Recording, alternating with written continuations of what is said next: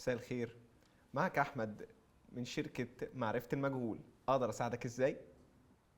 معلش يعني ايه معرفة المجهول؟ معرفة المجهول دي أنت تقدر تسألني عن أي حاجة عن مستقبلك وأنا ألاقي لك ليها إجابة، بس أهم حاجة تفكر في السؤال كويس. بجد؟ آه. ياه، ده انا بقالي كتير دماغي خلاص. هل هنجح في الشغل ولا لا؟ هل هنجح في جوازي ولا لا؟ حياتي هتبقى عامله ازاي قدام؟ طيب سؤال واحد ولا ما ينفع اكتر؟ لا، سؤال واحد بس. طيب شغلي هيبقى هنجح فيه ولا لا؟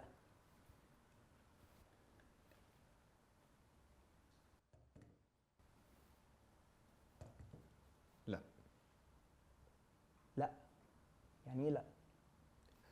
المدير هيديك تاسكات كتير وهيضغط عليك وأنت هتضطر تتنازل عن حاجات كتير، وهتفكر إنك تسيب الشغل لأنك أنت مش لاقي أي دعم سواء مادي أو معنوي. طيب طب ده وجوازي هتتجوز، بس بعد 3 سنين تلاقي نفسك مش مبسوط.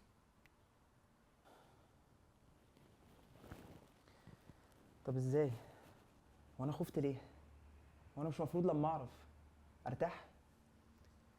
لانك انت كنت فاكر انك لما هتعرف هتكون مطمن وهتكون متحكم في كل حاجة، بس في الحقيقة لا.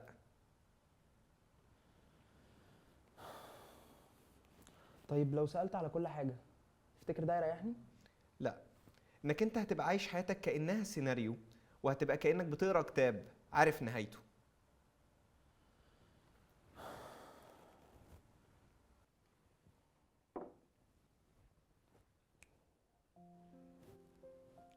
أكيد كلنا مرينا بلحظات في حياتنا كنا خايفين فيها من أي حاجة جديدة داخلين عليها. الخوف من قرار مصيري، الخوف من خطوة جديدة. طبيعي إننا دايما بنخاف من المجهول، بس هو يعني إيه أصلا الخوف من المجهول؟ هو ده اللي هنتكلم عنه النهاردة في حلقتنا. أهلا بيكم في حلقة جديدة من على الكنبة.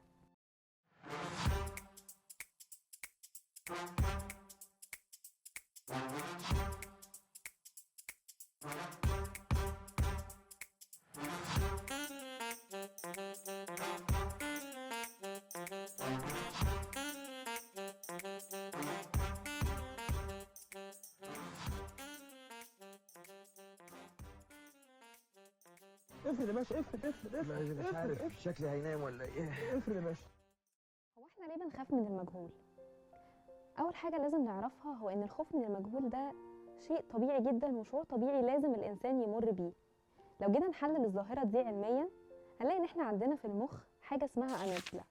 دي بالظبط عاملة زي السنسور، مسؤولة عن انها تحس بالمواقف اللي فيها تهديد او احداث غير متوقعة، علشان تحفز الجسم انه يفرز الهرمونات المسؤولة عن التوتر زي الكورتيزول.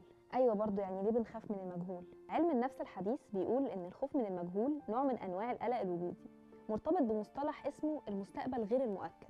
في دراسة عملها جون هوكنز اتنشرت في International Journal of Psychology، قال إن الإنسان دايماً بيدور على الثقة الكاملة، فلما بيواجه حاجة هو مش فاهمها أو جديدة عليه بيبدأ يحس بنوع من أنواع الصراع الداخلي بين إنه محتاج يطمن وبين إنه لازم يتعامل مع الغموض اللي اترسم في دماغه بسبب حاجات هو خايف منها. طب إزاي الخوف من المجهول بيأثر على حياتنا؟ الحقيقة إن الخوف من المجهول بيأثر على جوانب مختلفة في حياتنا سواء مهنية أو شخصية. خوف بقى من شغلانة جديدة، من قرار لازم تاخده، من أي حاجة جديدة هتحصل في حياتك. الخوف من المجهول مش مجرد مشاعر مش مريحة هتقعد معاك شوية وبعدين تتكل، لا، أحيانا بيبقى تأثيره مدى طويل، يفضل لازق عندك زي ضيف تقيل جه من غير عزومة. خد عندك على سبيل المثال الخوف من التخرج. أول ما بنخلص دراستنا بيبدأ يجي في دماغنا 100 سؤال، هو أنا حياتي هتبقى عاملة إزاي؟ هلاقي شغل؟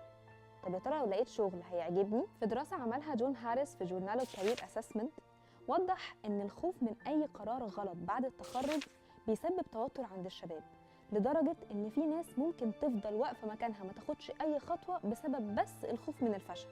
مثال تاني، لو فكرت مثلا تنقل مكان جديد او مثلا تاخد قرار الجواز، دي كلها بتبقى قرارات كبيرة قوي، فطبعا التوتر والخوف من المجهول بيظهر بكل شكل وبشكل صريح جدا. في في دراسة اتنشرت في American Psychological Association، الأشخاص اللي بيكونوا مقبلين على قرارات كبيرة في حياتهم زي إنهم مثلا هيتجوزوا أو هينقلوا مكان جديد بيعانوا من نوع من أنواع التوتر، لأنهم بيكونوا مش قادرين يفهموا هو حياتهم بعد كده هتمشي إزاي. وعندنا نوع من الخوف هو إنك تبقى طول الوقت خايف من عواقب قراراتك. يا ترى القرار اللي أنا خدته ده كان هو الصح؟ ولا لو كنت عملت عكسه كانت حياتي هتبقى أحسن؟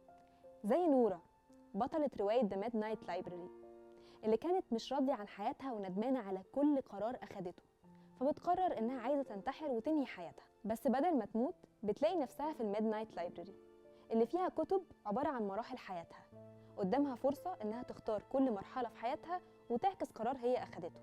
زي مثلا لو كانت اتجوزت حبيبها اللي سابته يوم الفرح كانت حياتها معاه تبقى عاملة إزاي؟ لو كانت وافقت تسافر تشتغل مع صاحبتها في أسبانيا كانت حياتها هتبقى عاملة إزاي؟ وهكذا. وبتكتشف إن مفيش حاجة اسمها السعادة الأبدية، ومفيش حاجة اسمها اختيار مثالي وسخن وبسمسم، وإن كل قرار وليه توابع. بتلاقي إنها لو كانت اتجوزت حبيبها كان هيخونها بعد الجواز، وإنها لو كانت سافرت تشتغل مع صاحبتها في أسبانيا كانت صاحبتها دي هتموت في حادثة بشعة، وهكذا. طب إزاي نقدر نتعامل مع الخوف ده؟ أول حاجة لازم تتقبله. الخوف من المجهول دي حاجة طبيعية وشعور طبيعي تحس بيه كإنسان، والمجهول جزء من الحياة، يعني كده كده مفيش حد بيبقى عارف كل حاجة هتحصل له، فلازم انت تبدأ تتعامل ان الخوف ده لازم هيتواجه. تاني حاجة، حط لنفسك أهداف واضحة وواقعية. متقعدش تحط لنفسك أهداف كبيرة فبالتالي تحبط لما ما تحصلش.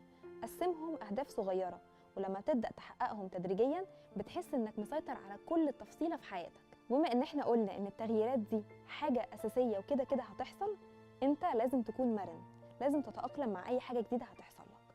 موقف انت ما كنتش متوقعه الجيش بيقولك اتصرف. حاول كمان تبص للمجهول من جانب مختلف، ما هو مجهول مش عرفك هيبقى حلو ولا وحش. خايف ليه؟ مش يمكن تطلع حاجة حلوة وتتبسط؟ أهم حاجة بطل تبص في ورقة غيرك، بلاش تقعد تقول ده أنا اللي في سني عملوا وبقى عندهم البيزنس بتاعهم وبقى معاهم عيال وأنا واقف محلك سر. والاستعجال إيه لازمته يا جماعة؟ ما كل واحد فينا هيوصل بس في ميعاده، لأن ببساطة كل واحد فينا في مرحلة مختلفة مع نفسه. في اللي فهم نفسه بدري بدري فخلاص ماشي، وفي اللي لسه بيفهم نفسه واحدة واحدة. ممكن نتأخر شوية، ما عادي، هو اللي هيوصل الأول هياخد شوكوبون يعني؟ أهم حاجة إنك تستمتع برحلتك وتوصل وإنت ممتن لكل تفصيلة فيها. لو عجبتكم الحلقة ما تنسوش تعملوا شير ولايك وسبسكرايب، وقولوا لنا في الكومنتس انتوا من الناس اللي عايشة اليوم بيومه ولا طول الوقت شايل هم بكرة. أشوفكم الحلقة الجاية.